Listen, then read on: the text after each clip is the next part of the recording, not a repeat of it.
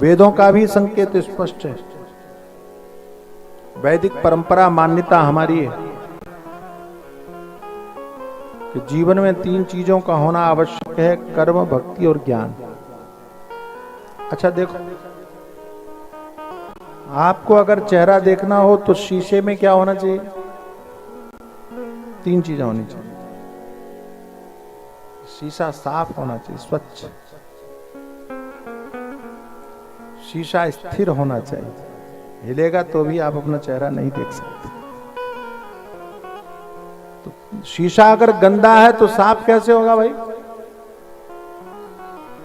तो कर्म करना पड़ेगा, थोड़ा हाथ हिलाना पड़ेगा, और हिल रहा है तो क्या करना पड़ेगा? तो थोड़ा सा उसको स्थिर करना पड़ेगा, थोड़ा सा ध्यान करना पड़ेगा, थोड़ा सा। अच्छा, शीशा अगर साफ भी हो और शीशा अगर स्थिर भी हो तो आप अपना चेहरा देख लोगे? बोले हाँ। तो कहा एक चीज नहीं होगी तो नहीं देख पाओगे। क्या? बोले अंधेरा हो। तो भले ही शीशा सामने हो, आप सामने खड़े हो, शीशा स्थिर भी हो, लेकिन अंधकार है तो भी आपको अपना चेहरा दिखाई नहीं पड़ेगा।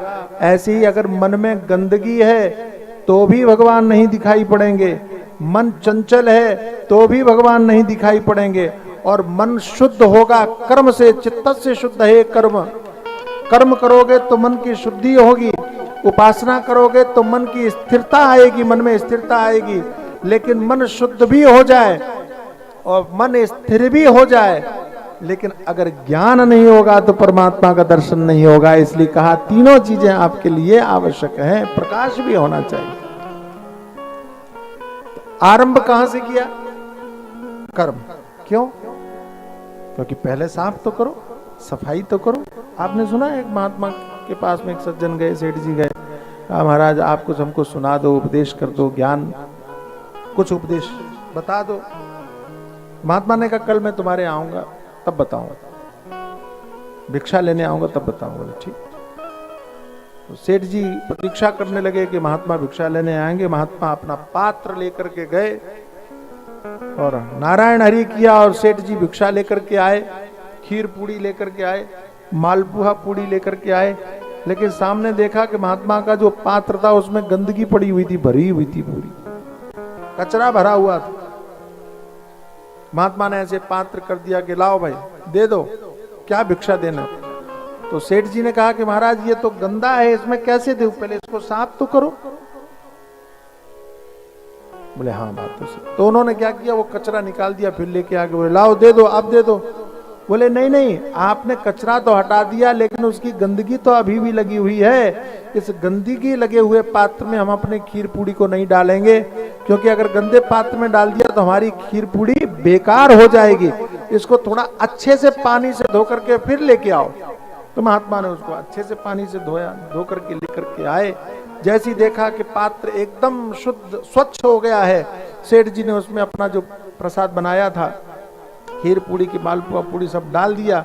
और डाल करके जैसे ही महात्मा जाने लगे तो सेठ जी ने कहा कि महाराज आप तो आज हमको कुछ उपदेश देने वाले थे, कुछ ज्ञान देने वाले थे, आपने तो कुछ बताया ही नहीं। महात्मा ने कहा कि मुझे बताने की जरूरत ही नहीं पड़ी, क्योंकि तुम ही ने हमको बता दिया कि जब तक पात्र गंदा हो तब तक आप उसमें खीर पूड़ी नहीं डाल सकते। मैं अपना उपदेश तुम्हारे गंदे पात्र में कैसे डाल दूं? दुनिया भर का कचरा और अभिमान, अहंकार, काम, क्रोध, लोभ, मोह आदि सारे कचरे भरे हुए हैं तुम्हारे मन के अंदर में। राग, द्वेष आदि तुम्हारे मन के अंदर में कचरे भरे हुए हैं, और इस कचरे वाले मन के अंदर में तुम चाहते हो कि मैं अपनी खीर पूड़ी डाल दूं, वो भी बेकार हो जाए, किसी काम की नहीं रहे। पहले तुम उसको शुद्ध करो। तुम्हारा शुद्ध कैसे होंगे? अरे भाई जैसे तुमने हमसे कहा कि कचरा निकाल दो, तो तुम भी निकालने का काम करो। अच्छे अच्छे कर्म करो, यज्ञ करो, दान करो, पुण्य करो, धर्म करो। ये यज्ञ, दान, तप, कर्म यही आपके चित्त की शुद्धि का कारक बनेगा। यही आपके चित्त को निर्मल करेंगे, शुद्ध करेंगे, साफ करेंगे, स्वच्छ करेंगे। और कहा उसके बाद में फिर मन की स्थिरता के लिए आपको उपासना करनी चाहिए। तब गरुड़ और काकभूषुंड जी के घाट पर गोस्वामी तुलसीदास जी महाराज आपको लेके चलेंगे, वहां आपका मन शांत करवाएंगे।